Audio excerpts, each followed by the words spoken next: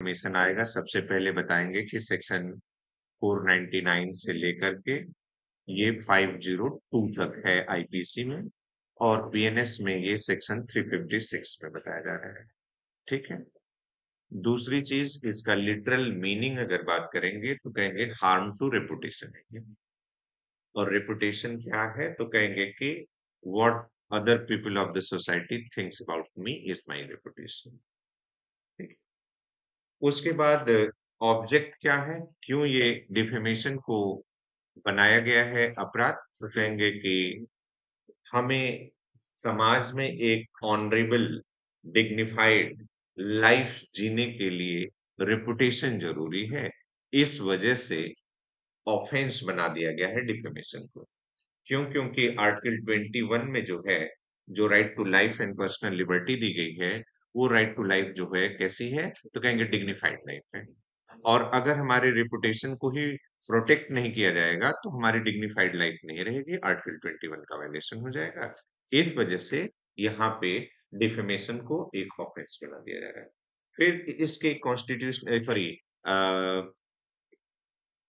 Ambit की बात करें, अगर हम इसका स्कोप की बात करें तो कहा जाएगा कि डिफेमेशन एक ऐसा ऑफेंस है जो सिविल रॉन्ग भी होगा, जो सिविल रॉन्ग भी होगा। सुब्रमण्यन स्वामी का केस इसमें हम लोगों ने देखा था, उसमें सीधे कह दिया गया था कि term defamation includes both civil and criminal defamation.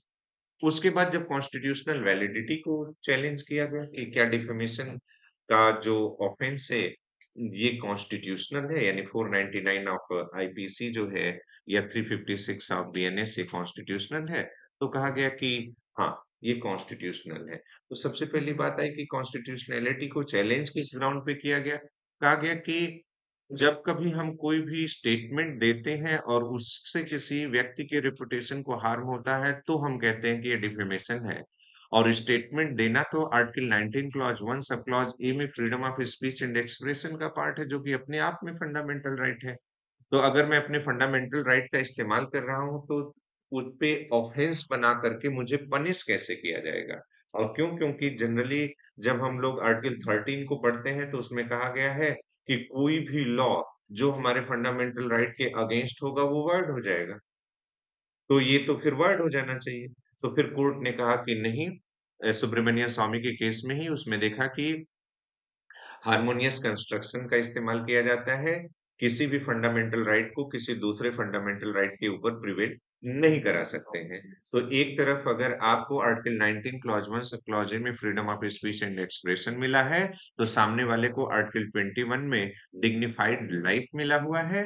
और डिग्निफाइड लाइफ में राइट टू रेपुटेशन ही फंडामेंटल राइट है। तो अब इधर एक का fundamental right right to reputation है और एक का fundamental right freedom of speech and expression है।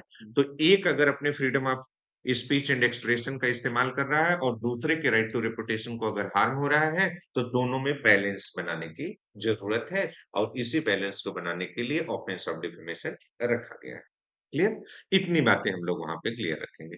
फिर ये हार्मोनियस कंस्ट्रक्शन किस कॉन्टेक्स्ट में होगा, तो कहेंगे तीन कॉन्टेक्स्ट में करेंगे। तो एक तो फंडामेंटल राइट्स के कॉन्टेक्स्ट में, दूसरा जो प्रिएम्बुलर ऑब्जेक्टिव हमारा फ्रेटर्निटी है उसके कॉन्टेक्स्ट में, और तीसरा फंडामेंटल ड्यूटी के कॉन्टेक्स्ट में। और फंडामेंटल ड्यूटी आर्टिकल 51 ए का क्लॉज ई और एफ, जे यहाँ जा करके हम बताएंगे कि नहीं ये ऑफेंस जो डिफेमेशन का है ये कॉन्स्टिट्यूशनल है, ये अगेंस्ट द कॉन्स्टिट्यूशन